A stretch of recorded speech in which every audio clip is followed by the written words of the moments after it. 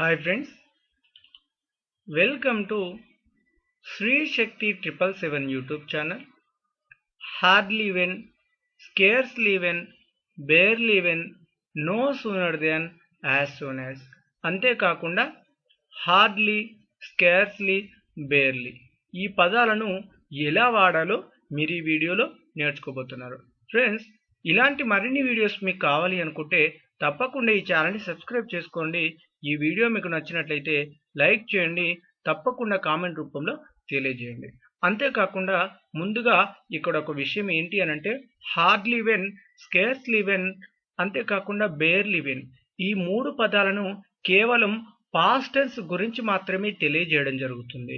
ఈ మూడు పదాలకి అర్థం ఒకటే అండి. ఓకేనా ఫ్రెండ్స్? ఆ అర్థం ఏమిటి అనేది ముందుగా చూడబోతారు.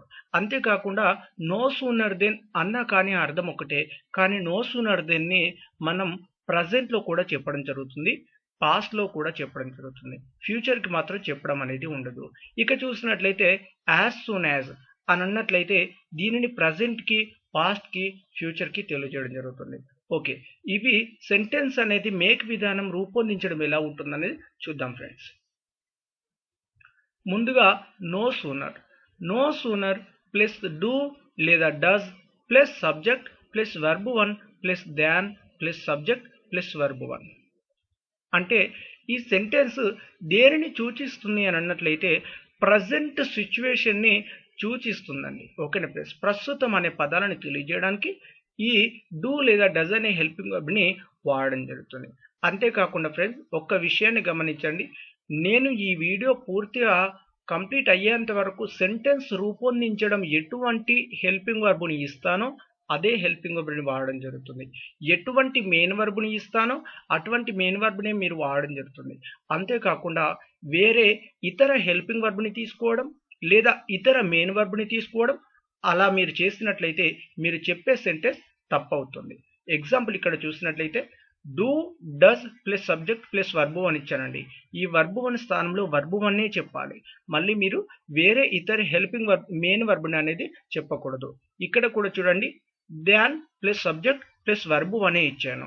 ఇక్కడ కూడా కేవలం వర్బ్ 1 అని నేను ఇచ్చినట్లయితే వర్బ్ 1 చెప్పాలి తప్ప వేరే ఇతర మెయిన్ వర్బ్ని చెప్పకూడదు. ఈ వీడియో కంప్లీట్ అయ్యేంత వరకు మీరు సెంటెన్స్ మేక్ విధానం అనేది రూపొందించడం ఎలా అనేది గమనించండి. ఓకేనా ఫ్రెండ్స్? అలా చేసినట్లయితే మీరు సెంటెన్సెస్ మీకు మీరుగా ఎన్నో ఎగ్జాంపుల్స్ మీరు చెప్పగలుగుతారు. ఓకే, ఈ సెంటెన్స్ రూపొందించడం అనేది ఇది ప్రజెంట్ సిచ్యువేషన్ ని సూచించడం జరుగుతుంది. ఓకే, రెండవ రకం చూసినట్లయితే no sooner plus did plus subject plus verb 1 plus than plus subject plus verb 2 చెప్పడం జరుగుతుంది. అంటే దీనిని పాస్ట్ గురించి తెలియజేస్తుందండి, గతం గురించి తెలియజేస్తుంది. అంతేకాకుండా ఇంకా మిగతా రెండో రకాలు ఎలా ఉంటాయో చూద్దాం ఫ్రెండ్స్. మిగతా రెండు రకాలు చూసినట్లయితే మొదటి రకం no sooner plus had plus subject plus verb 3 plus than plus subject plus verb 2 చెప్పడం జరుగుతుంది. ఇంకో రకం చూసినట్లయితే subject plus had plus no sooner plus verb 3 plus than plus subject plus verb 2 ఈ మూడింటికండి. ఇక్కడ చూడండి, no sooner did, no sooner had, ఇక్కడ subject plus had plus no sooner verb 3 ఈ మూడింటికి అర్థం తెలుగులో అర్థం ఒకటే అండి. చెప్పడానికి సెంటెన్స్ రూపొందించడం అనేది వేరుగా ఉన్నా కానీ అర్థం మాత్రం ఒకటే. మళ్ళీ వీటికి పాస్ట్ టెన్స్ గురించి మాత్రమే సూచిస్తుందే తప్ప ప్రజెంట్ కి, ఫ్యూచర్ కి మాత్రం సూచించడం జరగదు. ఓకే, వీటికి అసలు తెలుగు మీనింగ్ ఏంటి అని అన్నట్లయితే గానే. అంటే మనం కొన్ని సందర్భాలలో చెప్తామండి, నేను చేయగానే, నేను వెళ్ళగానే, నేను మాట్లాడగాలే అని అంటుంటాం. ఇలా గానే అటువంటి పదాన్ని తెలియజేయడానికి ఈ పదాలను మనం చెప్పడం జరుగుతుంది. అంటే నేను వెళ్ళగానే అతన్ని కలిశాను. ఇంకొక ఎగ్జాంపుల్ ఏంటి అని అంటే ఇక్కడ ఏదైనా ఒక పని జరిగిన వెంటనే ఇంకో పని జరుగుతుంది లేదా జరిగింది అనే అటువంటి పదాన్ని తెలియజేయడానికి మనం ఈ పదాలను చెప్పడం జరుగుతుంది. ఓకేనా ప్లేస్? అంటే చేయగానే అతన్ని కలిశాను, వెళ్ళగానే అతన్ని కలిశాను అంటుంటాం. ఇలా వెళ్ళగానే, చేయగానే, తినగానే, మాట్లాడగానే అనేటువంటి పదాన్ని తెలియజేయడానికి ఈ సెంటెన్సెస్ ని రూపొందించడం జరుగుతుంది.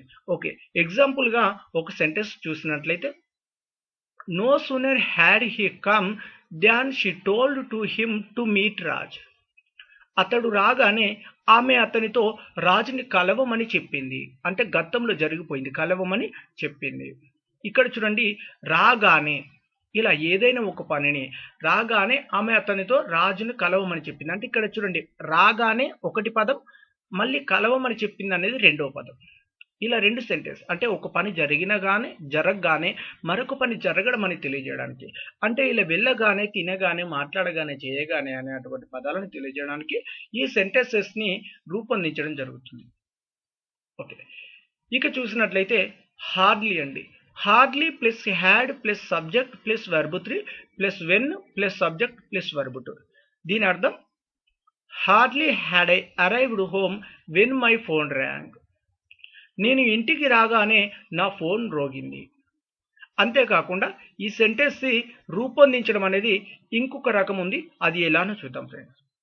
Subject plus had plus hardly plus verb 3 plus when plus subject plus verb 2.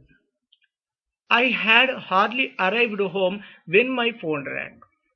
దీని అర్థం నేను ఇంటికి రాగానే నా ఫోన్ రోగింది. తెలుగులో అర్థం ఒకటే మాదిరి అండి, కానీ సెంటెన్స్ ని రూపొందించడం ఇంగ్లీష్లో రెండు రకాలుగా రూపొందించవచ్చు. ఓకే, ఇలా ఏదైనా ఒక పనిని చేయగానే, వెళ్ళగానే అనేటువంటి పదాన్ని తెలియజేయడానికి hardly plus had plus subject plus verb 3 plus when plus subject plus verb 2ను చెప్పడం జరుగుతుంది. ఓకే, ఇక చూసినట్లయితే scarcely plus had plus subject plus verb 3 plus when plus subject plus verb 2. Example చూసినట్లయితే scarcely had I arrived home when my phone rang. నేను ఇంటికి రాగానే నా ఫోన్ రోగింది. ఇలా ఏదైనా ఒక పనిని చేయగానే మరొక పని జరిగింది అని తెలియజేయడానికి ఈ స్కేర్స్లీని కూడా చెప్పడం జరుగుతుంది. ఓకే, ఈ సెంటెన్స్ ని మరొక విధంగా కూడా రూపొందించడం జరుగుతుంది, అది ఎలాగో చూద్దాం. Subject plus had plus scarcely plus verb 3 plus when plus subject plus verb 2.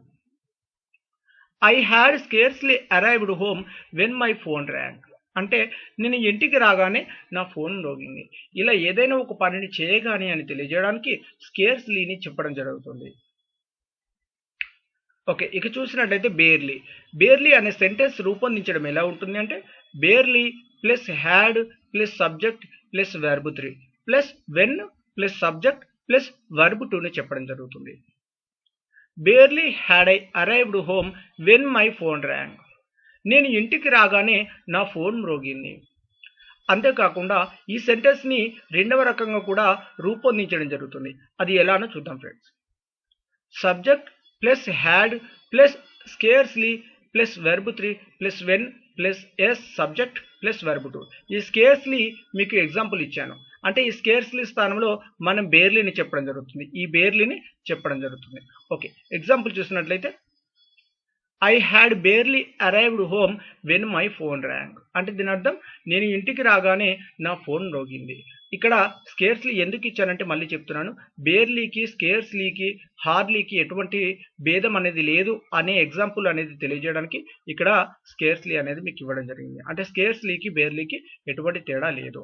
అంటే అర్థం ఏంటి అంటే ఏదైనా ఒక పనిని చేయగానే లేదా వెళ్ళగానే మాట్లాడగానే అనేటువంటి పదాన్ని మనం తెలియజేయడానికి ఇక్కడ బేర్లీని కూడా చెప్పడం జరుగుతుంది. ఓకే, యాజ్ సూన్ యాజ్ ఇప్పటి వరకు చెప్పిన సెంటెన్సెస్ అన్ని తప్పకుండా మనం పాస్ట్ టెన్స్ గురించి మాత్రం తెలియజేయడం జరుగుతుంది. ఒక నో సూనర్ మాత్రం ప్రజెంట్ కి కూడా తెలియజేయడం జరుగుతుంది.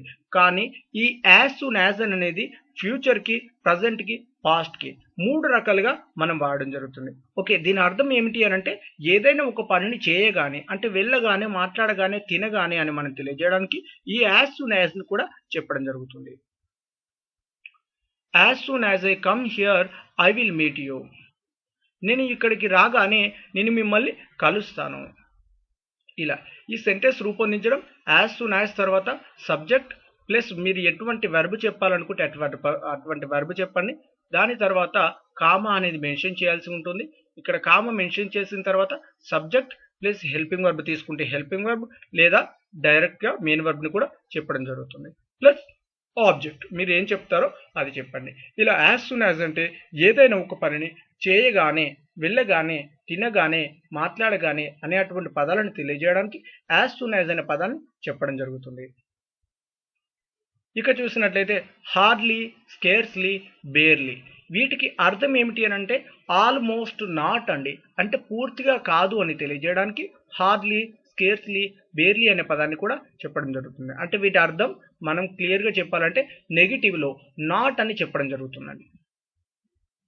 His salary is hardly enough for living in Hyderabad.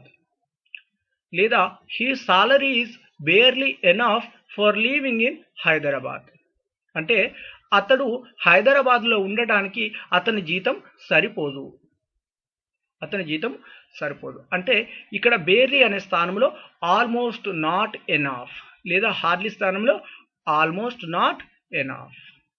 ఓకేనా ఫ్రెండ్స్, ఇలా ఆల్మోస్ట్ నాట్ అనే పదాన్ని కూడా మనం తెలియజేయడానికి హార్డ్లీ, స్కేర్స్లీ, బేర్లీ అనే పదాన్ని కూడా చెప్పడం జరుగుతుంది.